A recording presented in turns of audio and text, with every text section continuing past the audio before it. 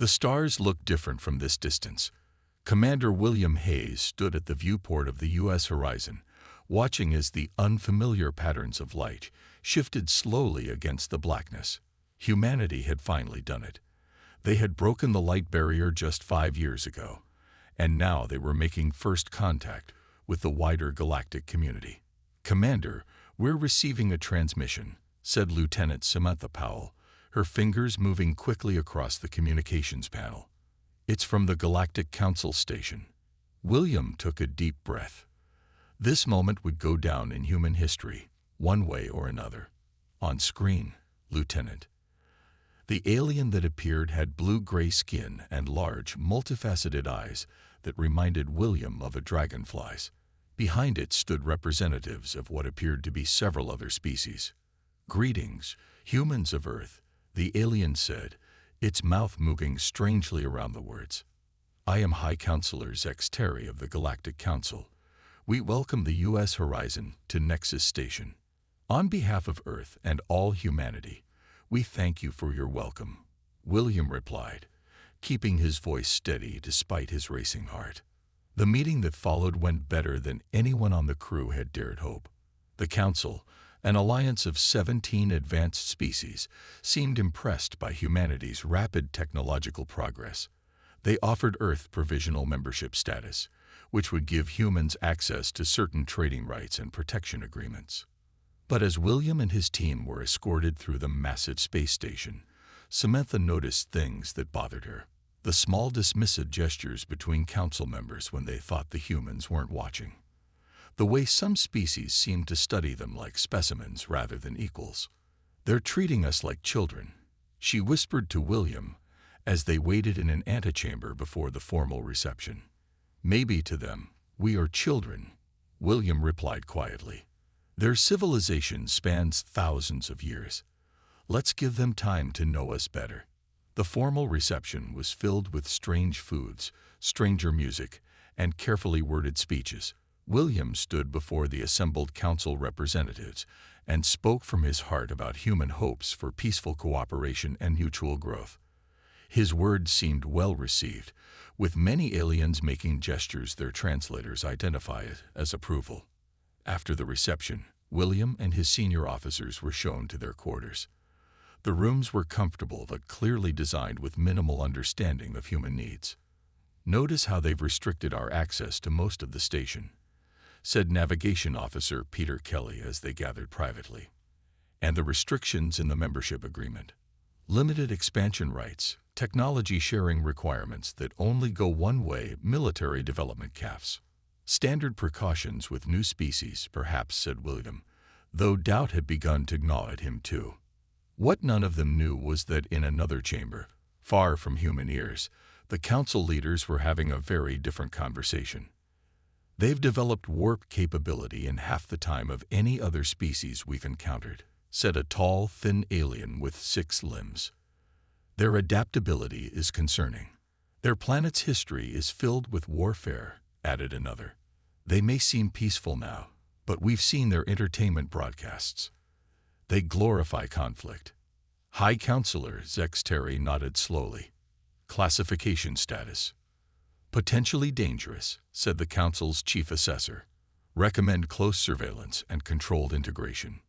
"Approved," said Zex Terry. "We'll guide their development along safer paths. Their resources and labor will be useful, but their military potential must be contained." Back in their quarters, William looked out at the stars again and felt a strange chill. "We've come so far to be here," he said to Samantha, who stood nearby. "Yes," she replied, her eyes narrowed slightly as she watched council security officers pass by their door for the 3rd time. "But I wonder if here is where we really want to be." Neither of them could know that this moment marked the beginning of humanity's greatest challenge, and would eventually lead to the day when the galaxy would learn exactly how dangerous humans could be when pushed too far. 5 years had passed since first contact. Ambassador Catherine Daniels adjusted her formal blue uniform as she walked down the gleaming hallway of the Galactic Council headquarters on Nexus Prime. Her polished shoes clicked against the marble-like floor as council staff from various alien species moved aside. some nodding respectfully, others barely acknowledging her presence. Catherine had replaced William Hayes as Earth's main representative 2 years ago. In that time, she had filed 37 formal requests for Earth to receive full membership status. All were denied for increasingly trivial reasons. "Another delay, Ambassador?" asked Daniel Morrison, her aide, as he fell into step beside her. His youthful face couldn't hide his frustration. "The Council claims our colony on Titan failed their latest safety inspection," Catherine replied. She kept her voice low. "Even though our engineers exceeded their standards by double." They entered the Grand Chamber, where representatives from all 17 Council species sat in rising tiers. The human seat remained in the lowest position, marked with the yellow symbol of provisional status. "The Council recognizes Earth's ambassador," said Councillor Arbex, a tall being whose skin shifted colors as he spoke. Today it was a cool blue, which Catherine had learned signaled detachment. "Thank you, Councillor," Catherine said. "I come seeking answers about the mining operation in the Cirrus Belt. Council ships have begun extraction there. Yet this area was recognized as human territory in our original agreement." A ripple of whispers moved through the chamber. Arbex's skin flashed briefly orange before settling back to blue. "The Cirrus agreement was provisional," he said smoothly. "The Council has determined that human extraction methods are inefficient. The Vox Terrae Mining Guild will ensure resources are properly utilized." Catherine felt heat rise in her face, but kept her expression neutral. "And the profits from these operations will be distributed according to Council guidelines," Arbex replied with finality. "Next matter." Later, in the small office assigned to the human delegation, Catherine slammed her hand on the desk. "They're systematically violating every agreement," she said. "Our colonies face restrictions that no other species deals with. Their corporations take our resources, and still we're told to wait for full membership." Daniel looked nervously at the walls, then slid a small device across the desk. When Catherine activated it, a soft hum filled the room, blocking listening devices. "I met someone," he said quietly, "a Tellurian named Vex. Their species joined the Council centuries ago. He says we're being set up." Catherine leaned forward.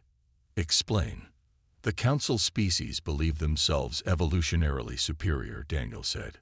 "They see humans as clever primitives, useful for now, but ultimately disposable. They're taking our innovations, studying our adaptability, but they never intend to make us equals." Catherine's reply was interrupted by an urgent message on her comm device. Her face paled as she read it.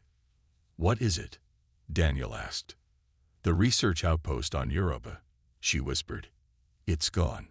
A Council vessel claimed navigational failure and crashed into it. 200 scientists and engineers gone." Daniel's hands trembled.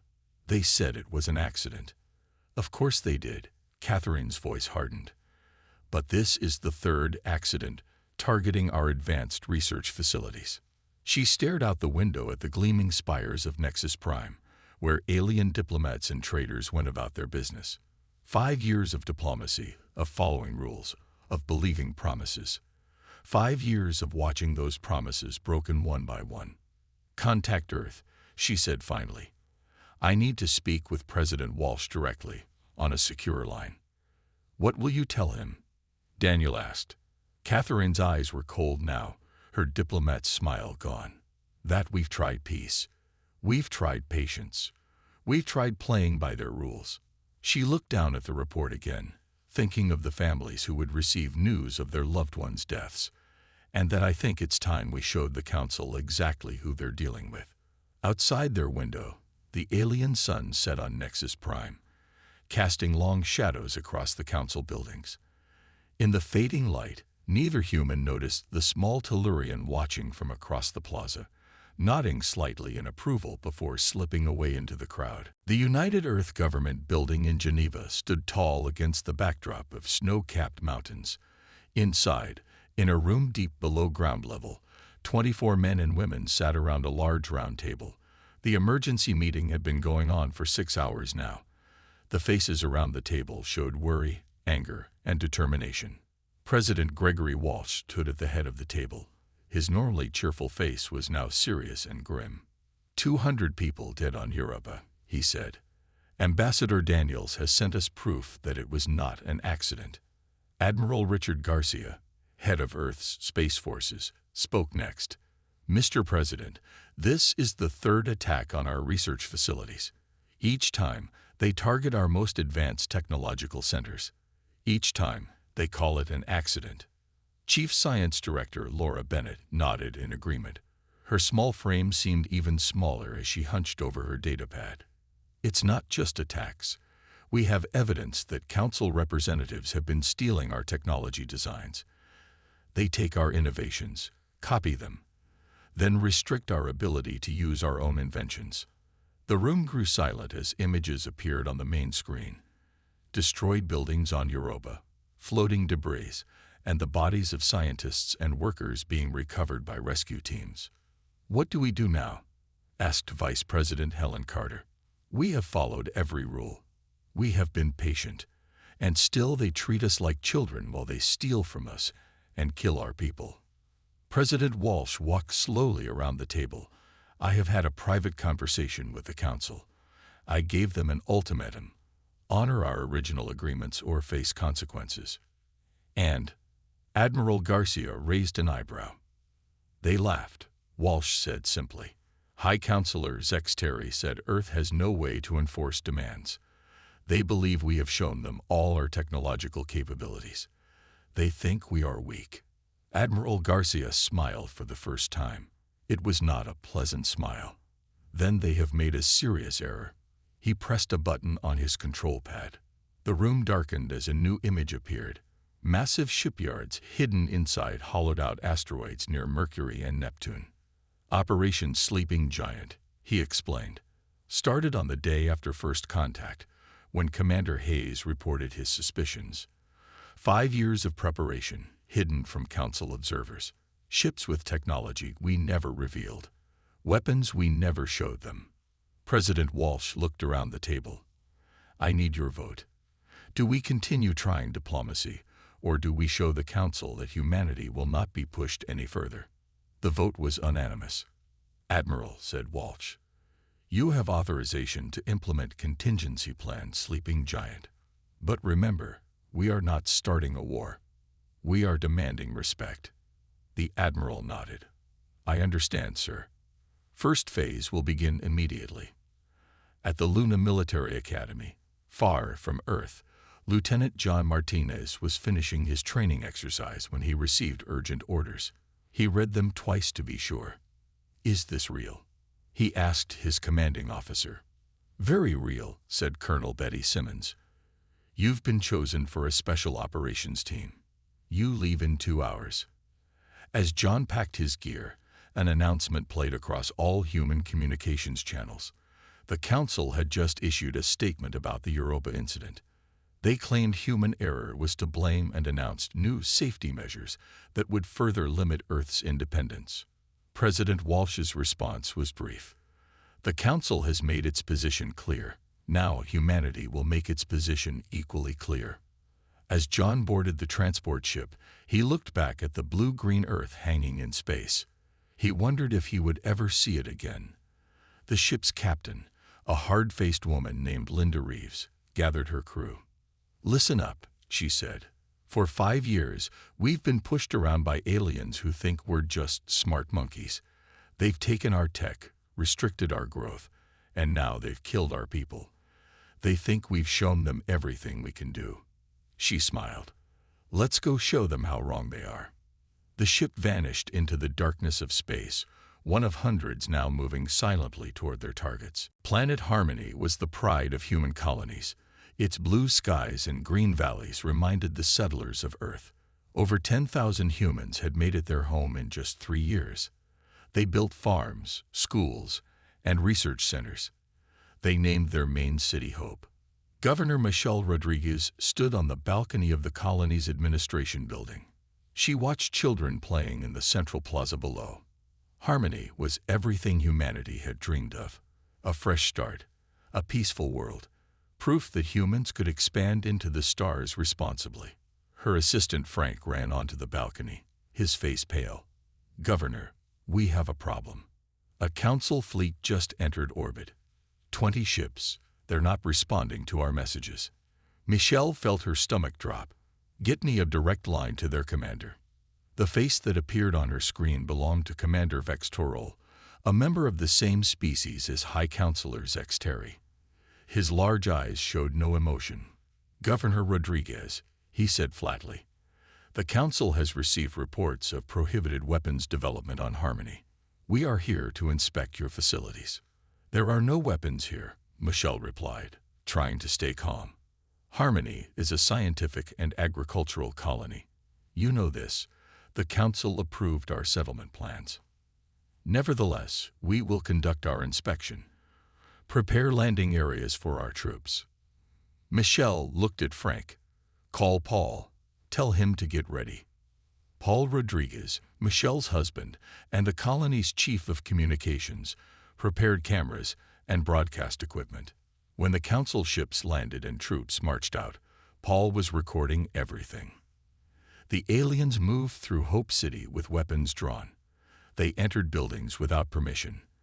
They scared children and pushed aside anyone who questioned them. In the central plaza, a group of colonists gathered to protest. They held signs asking for respect. They sang Earth songs about peace. They did not carry weapons. Michelle rushed to the plaza when she heard the commotion. She pushed through the crowd to the front, where Council soldiers faced angry colonists. "Please, everyone stay calm," she called out. "Let me talk to the commander." From his position on a nearby rooftop, Paul kept recording. He saw his wife step forward, hands raised to show she was unarmed. He saw the Council commander give a signal. He saw the soldiers raise their weapons. The sound of energy weapons firing echoed through the city. Blue flashes lit up the plaza. Screams replaced songs. Bodies fell to the ground. Michelle survived only because Frank pulled her behind a fountain. She watched in horror as hundreds of colonists were cut down. Men, women, even children who had been playing nearby. The soldiers showed no mercy. When it was over, Commander Vextorol stood among the bodies. "This regrettable action was necessary. Your people showed aggression." "They were singing," Michelle whispered, too shocked to cry.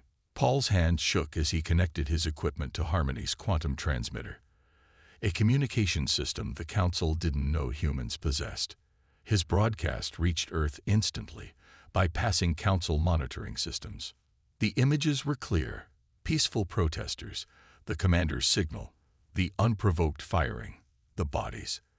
The massacre played on screens across Earth and all human colonies. In his office on Earth, President Walsh watched in silence. When the broadcast ended, he looked at Admiral Garcia. "They've crossed the line," Walsh said quietly. The Admiral nodded. "Yes, sir. There's no going back now." On Harmony, Council troops took control of the colony. They placed Michelle under house arrest. They searched for Paul but couldn't find him. They told the surviving colonists that martial law was in effect for their protection. From his hiding place in the colony's underground maintenance tunnels, Paul continued to broadcast. "This is Paul Rodriguez on Harmony. The Council has murdered our people. They claim we were violent. They lie. The whole galaxy needs to know what happened here today." In secret bases throughout the solar system, human soldiers watched the broadcasts. Their faces hardened. The time for talking was over. 6 months passed after the Harmony Massacre. To the Galactic Council, humans appeared broken. They filed complaints through proper channels. They followed new, stricter rules. Ambassador Catherine Daniels attended council meetings with a polite smile and quiet voice. The council believed their show of force had worked. They were wrong. Deep inside Mercury, in caverns hidden from council scanners, workers built warships day and night. Similar construction happened in secret bases near Neptune, in asteroid belts, and on moons without names. Humans had spent 5 years preparing for this moment, and now they worked with grim purpose. In a lab beneath the lunar surface, Dr. Andrew Phillips stood before Earth's top military leaders. His white coat was wrinkled from days without sleep. "Protocol Prometheus is ready," he said, tapping on a display screen. "We've kept our best technology hidden since first contact, as Commander Hayes suggested. The Council has never seen our true capabilities." On the screen, schematics showed weapons and defense systems far beyond what humans had revealed to the galaxy. Admiral Garcia nodded in approval. "How soon can we deploy?" he asked. "The fleet is ready now," Dr. Phillips replied. "We were prepared before Harmony. We just needed the President's order." Across the solar system, human ships remained hidden but alert, their crews trained in silence. Their weapons remained powered down to avoid detection. They waited for the signal. On a Council trade world called Cetus, Lieutenant John Martinez moved through crowded streets. He wore alien clothing and kept his head down. 5 other humans followed him at a distance. They approached a small building where 3 Tellurians waited, aliens who had secretly sided with humans. "The transport is ready," said the lead Tellurian, Vex. "We can evacuate 20 more human sympathizers tonight." John nodded. For months, his team had been extracting aliens who opposed the Council's actions. They would be valuable allies in the coming conflict. "Thank you, Vex. Earth won't forget who stood with us when the time came." In a classified dock orbiting Saturn, Captain Elizabeth Warner inspected her new command, the U.S. Defiance. The ship looked like standard human design from the outside. Inside, it contained technology the Council couldn't imagine. "Shield systems at full capacity," reported her first officer, Alan Beck. "Quantum communications operational. Weapons systems online but dormant." Elizabeth ran her hand along a console. "The Council thinks we're primitive. They believe we showed them everything we can do." "Their mistake," Alan said with a grim smile. In Geneva, President Walsh addressed Earth's leaders one final time before the plan activated. "For 6 months, we've appeared to accept the Council's punishment," he said. "We've shown compliance while preparing our response. The Council believes we are weak. They believe we are divided. Tomorrow, they will learn how wrong they are." The leaders voted unanimously to approve the final order.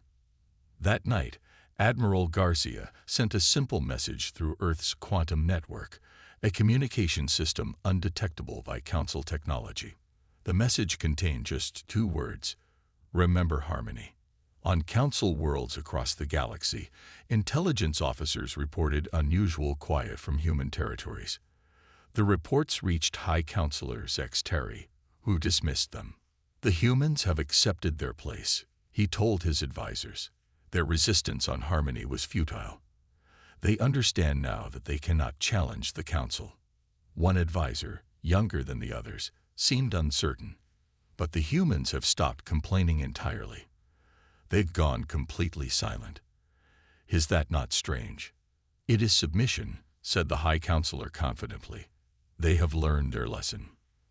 That night, as Council worlds slept, thousands of human ships powered up their engines. Soldiers checked their weapons one last time. Captains reviewed their targets. Dr. Phillips activated Protocol Prometheus across the fleet, and Lieutenant Martinez's team moved into final position. The galaxy had never seen what humanity could do when truly provoked. But by tomorrow's end, no one would ever underestimate humans again. The Council's largest military base orbited a gas giant at the edge of controlled space. It housed 2,000 ships and over 50,000 troops. Its commanders believed it was untouchable. They were wrong. At exactly 600 Earth Standard Time, 30 human vessels appeared from nowhere. They had traveled through routes the Council didn't know existed. They had used technology the Council had never seen. "This is Captain Elizabeth Warner of the U.S. Defiance," she broadcast on all channels. "Your base is surrounded. Power down your weapons or face the consequences." The Council commander laughed. His base had enough firepower to destroy entire fleets. He ordered all ships to attack the human vessels. Nothing happened. Council weapons wouldn't fire. Their shields wouldn't activate. Confusion turned to panic as more human ships appeared. Across the galaxy, the scene repeated. Human forces struck simultaneously at military targets. They disabled weapons without destroying ships. They trapped troops without killing them. It was a display of power with remarkable restraint. On the Council homeworld, High Counselor Zex Terry received frantic messages from military commanders. "Impossible," he whispered as reports flooded in. "How did they build so many ships? How did they hide them? How are they disabling our technology?" The answer came from Dr. Phillips, broadcasting from the U.S. Defiance. "Your systems are vulnerable to quantum disruption fields. We discovered this weakness years ago, but kept it secret. We hoped we would never need to use it." On Harmony, Lieutenant John Martinez led the operation to free the colony. His team moved with precision through the streets where the massacre had happened. Council troops found their weapons useless against the humans' advanced shields. "Surrender," John told the Council commander who had ordered the massacre. "You will face justice for your crimes, but your troops will not be harmed if they lay down their weapons now." Within an hour, Harmony was free. Governor Michelle Rodriguez emerged from house arrest to cheers from surviving colonists. Her husband Paul broadcast the liberation to all human territories. In the council chambers on Nexus Prime, Ambassador Catherine Daniels walked calmly to the center of the room. The alien representatives watched in shock as screens showed human forces taking control across council space. "For 5 years," Catherine said, her voice firm, "humanity extended its hand in friendship. That hand was slapped away. We followed your rules. We built your stations. We shared our knowledge. In return, you planned our subjugation and murdered our people." She paused as images of the Harmony Massacre played on the screens. "We could destroy you now," she continued. "Our technology is far beyond what you believed. But unlike you, we value life, even the lives of those who would harm us." High Counselor Zex Terry rose from his seat, his skin pale with fear. "What do you want? Why are you doing this?" "We want what we always wanted," Catherine replied. "Equality, respect, and justice for the victims of Harmony." On the U.S. Defiance, Captain Elizabeth Warner watched as council ships attempted to organize a counterattack. It was useless. The quantum disruption fields made their weapons harmless. "Captain," said her communications officer, "the council flagship is hailing us." The alien commander appeared on screen, mandibles clicking in anger. "This is treachery. Your species will pay for this attack." Elizabeth leaned forward. "This isn't treachery. This is consequences. Look around you. Notice something. We could have destroyed your entire fleet. We chose not to harm your people. That's the difference between us." Admiral Garcia coordinated the operations from Earth Command. Reports came in from across the galaxy. Human forces had secured every target with minimal casualties on either side. "Phase 1 complete," he reported to President Walsh. "Council military assets neutralized. Civilian populations untouched. Ambassador Daniels has delivered our terms." President Walsh nodded solemnly. "And now we wait to see if they're wise enough to accept them." As night fell on Earth, humans everywhere watched their screens. For the first time in galactic history, the Council had been defeated, and the galaxy was learning what happened when humanity's fury was unleashed. 3 days after humanity's surprise attack, representatives from all species gathered in the Grand Hall of Nexus Prime. The massive room was silent as President Walsh stepped onto the platform. Behind him stood Admiral Garcia and Ambassador Catherine Daniels. On screens around the hall, the faces of human leaders watched from Earth. "Today, we reveal the truth," President Walsh began. 5 years ago, when we first met the Council, Commander William Hayes sensed something was wrong. He created what we call the Humanity Directive, a plan to protect Earth if his fears proved true. Walsh nodded to Daniel Morrison, who stepped forward with data drives in his hands. "These contain the Council's own records," Daniel said. "Records we accessed during our operation. They show plans to extract human technology, use our resources, and eventually reduce Earth to a controlled servant world. The alien representatives murmured in shock as Daniel displayed the files. Many had never known the High Council's true intentions. "We hoped we were wrong," continued President Walsh. "We prepared but prayed we would never need our defenses. Then came the attacks on our research stations. Then came Harmony." The screens displayed footage of the massacre. Some aliens looked away in shame. "The Council believed humans were weak," said Admiral Garcia. "They thought we had shown them all our capabilities. But humanity has never revealed its full strength to those it doesn't trust." Catherine stepped forward. Her eyes moved across the alien representatives. "Some of you knew what was happening," she said. "Others were kept in the dark. But now all of you must decide.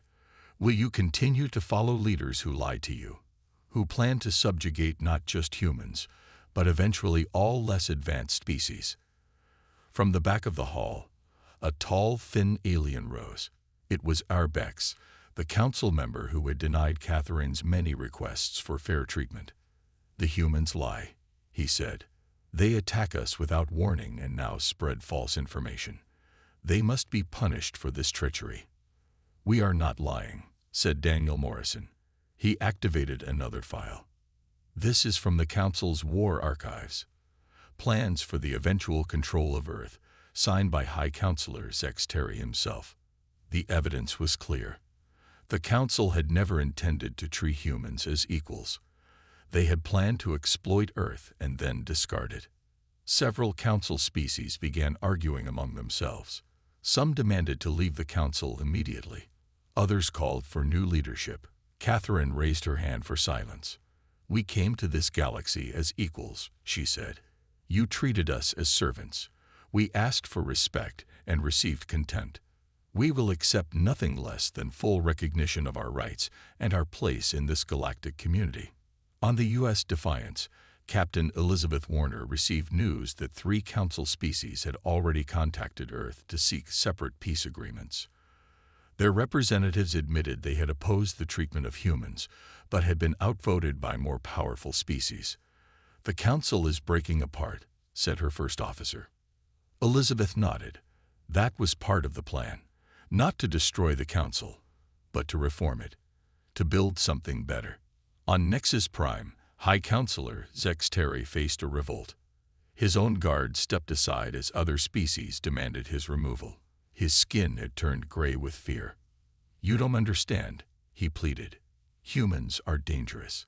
Their history is filled with warfare. They adapt too quickly. They would eventually dominate us all." President Walsh approached him calmly. "We are dangerous when threatened. We adapt because we must. But we prefer peace to war, cooperation to domination. You never gave us the chance to prove that." As the High Counselor was led away, Admiral Garcia received word that human forces had secured all key Council facilities. The Battle of Nexus Prime was over before it truly began. That night, President Walsh addressed all humans across Earth and the colonies. "Today marks a new beginning," he said. "Not the end of the Council, but the start of a more just galactic community. One where all species are treated with respect. One where events like the Harmony Massacre will never happen again." 1 year had passed since the day humanity showed its true strength. The old Council building on Nexus Prime now housed the new Galactic Assembly. Above its entrance, 17 flags from the original Council species now flew alongside the Earth flag and banners from 6 other worlds that had joined the new alliance.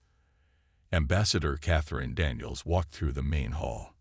Aliens of all species nodded respectfully as she passed. Last month, they had elected her as the first human high representative of the Assembly. "The Tellurian delegation has arrived," said Daniel Morrison, still serving as her trusted aide. "And the new representatives from Harmony are setting up their offices." Catherine smiled. Hard to believe how much has changed in a year. Where the old Council had ruled through intimidation and secrecy, the Galactic Assembly operated with transparency. All species had equal votes. Decisions were made in the open, and the massacre on Harmony had not been forgotten. In a courtroom across the plaza, former High Counselor Zex Terry and Commander Vex Toril stood trial for war crimes. The evidence against them was overwhelming. Survivors from Harmony testified about that terrible day when peaceful protesters were gunned down. Michelle Rodriguez, still serving as governor of Harmony, watched the proceedings with her husband Paul. They had helped rebuild their colony into a thriving center for interspecies cooperation. Justice at last, Paul whispered as the verdict was read. The former council leaders would spend the rest of their lives in prison. In space above Nexus Prime, Captain Elizabeth Warner commanded a mixed fleet of human and alien ships. The U.S. Defiance served as the flagship for the new Galactic Peace Force. Their mission was to protect all worlds, regardless of species. "Patrol reports all clear, Captain," said her first officer, now a Tellurian named Kel. The integration of species had been Elizabeth's idea, and other ships were following the example. "Excellent," she replied. "Let's proceed to the Outer Rim inspection." On Harmony, Lieutenant John Martinez, now promoted to commander, trained the first class of the new security forces. His students included humans and aliens learning to work together. "The most important weapon you have isn't your pulse rifle," he told them as they stood in the very plaza where the massacre had occurred. "It's your judgment, your ability to protect without harming, to serve all people, not just your own kind." Dr. Andrew Phillips had transformed his lunar laboratory into the Cooperative Science Initiative. Researchers from 12 species now worked side by side, combining their knowledge instead of hiding it from each other. "The Quantum Resonance Project is showing promising results," reported his assistant, a young scientist from one of the former Council worlds. "By combining human adaptability with senary precision, we can improve efficiency by 300%. Andrew nodded in satisfaction. "That's the point of working together. We all have different strengths." Back on Earth, in a small house with a view of mountains, Commander William Hayes sat on his porch. Now retired, he watched his grandchildren playing in the yard with the children of the alien diplomats who lived nearby. The kids didn't see differences, they just saw friends. William's daughter brought him a cup of coffee and sat beside him. "The newsfeed says Catherine's reform package passed unanimously," she said. "The last of the old council restrictions are gone." William smiled. "We came close to war. Too close. But in the end, humanity showed its best quality." "Which is?" his daughter asked.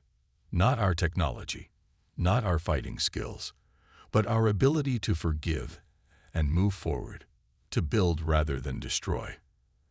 As the sun set over his garden, William thought about the journey that had started with that first contact mission. How humanity's fury, once unleashed, had not been used for vengeance but for justice. How the darkest moment at Harmony had led to a brighter future for all species. The children's laughter filled the evening air, human voices mixed with the musical tones of alien youngsters. It was the sound of the new galaxy they had created together, a sound of hope.